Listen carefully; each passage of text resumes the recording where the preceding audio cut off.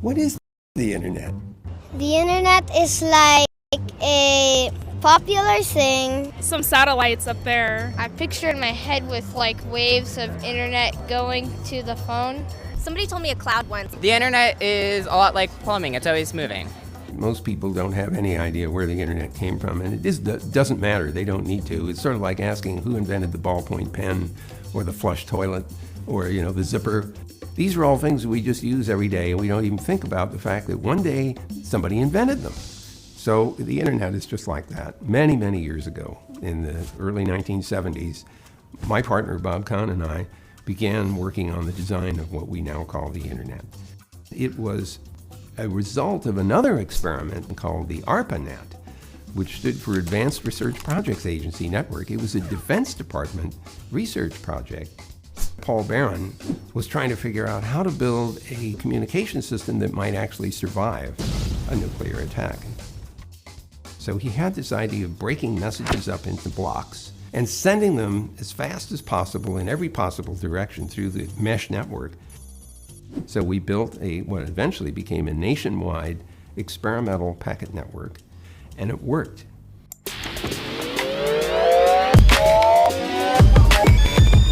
Is anybody in charge of the internet? The government controls it. Elves, obviously elves. The people who control the Wi-Fi, because then no Wi-Fi, no internet. T-Mobile,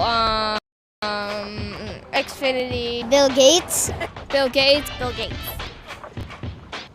Right? The honest answer is, well, nobody, and maybe another answer is everybody. The real answer is that the internet is made up of an incredibly large number of independently operated networks. What's interesting about the system is that it's fully distributed. There's no central control that's deciding how packets are routed or where pieces of network are built or even who interconnects with whom. These are all business decisions that are made independently by the operators. They are all motivated to assure that there is end-to-end connectivity of every part of the network, because the utility of the net is that any device can communicate with any other device, just like you want to be able to make phone calls to any other telephone in the world.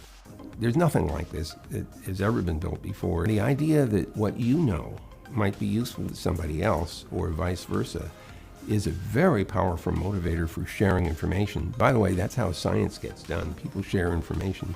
So this is an opportunity for people to think up new applications, maybe program them as apps on a mobile phone, maybe become part of the continued growth of the infrastructure of the network to bring it to people who don't have access to it yet, or just make use of it on a day-to-day basis. You can't escape from contact with the internet, so why not get to know it and use it?